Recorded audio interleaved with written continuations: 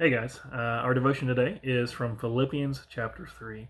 Paul starts out this chapter by giving the Philippian church a warning, much in the same way that he was giving the Galatian church a warning. He's talking about those people who were going to come in and try to convince them that they needed to be circumcised in order to be saved. And we can tell Paul he's fired up about this, like he always is.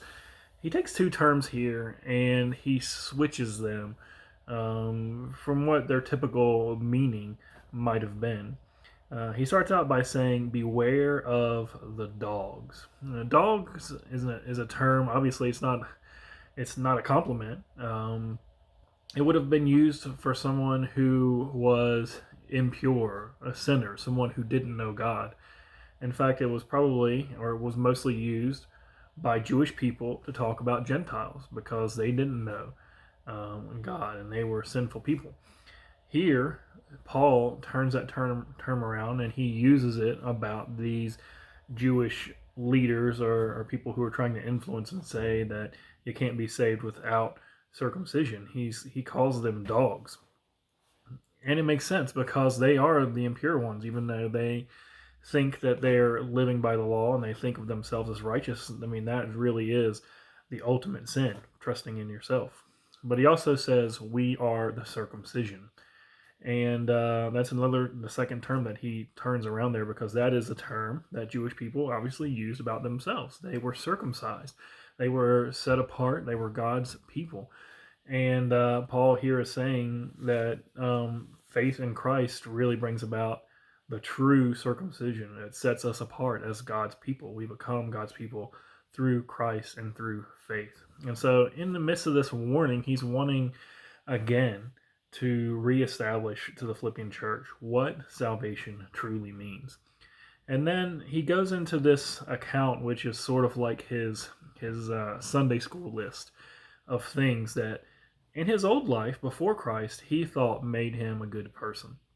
He talks about things like he circumcised on the eighth day according to the law, his lineage, and how he knew that he was purely from Jewish descent, and that he even knew what tribe he was from. And talks about his zealousness and everything that a good religious person would say. I'm right with God because I follow all these rules. I think that no matter who you are, whether you're religious, you may be Christian, you may be Buddhist, you may be Hindu, polytheistic, monotheistic, you may be atheistic. No matter what, you have a list of things that you think makes you right with God or makes you a good person, makes you a good member of society, maybe. You have one of these lists. And this is the list that Paul looks at here and says, I used to think all these things were important, just like these people who want you to be circumcised. I thought that they made me right with God, but now they're garbage. I consider them all loss. I trade them all in. They mean nothing to me anymore. They have no value. There's only one thing for Paul that has value. What did he trade it in for? In verse 10, he says, that I may know Christ, that I can know him. He traded it all in for that and held on to nothing of value from his past life. And in knowing Christ, he says, I want to know him in the power of his resurrection. When Christ was raised from the dead, he was raised in power, and that same power is what gives us new life and can raise us from the dead also. But he goes on to say, I'm not saying that I've attained it. I'm not saying that I am perfect, but I'm forgetting my past life. I'm leaving that behind. I'm not turning back towards what these Judaizers or what these other people are trying to get us to focus on, trying to make us think about how good are we following the law? Are we living up to a standard that's going to make us right with God? I just want to know Christ.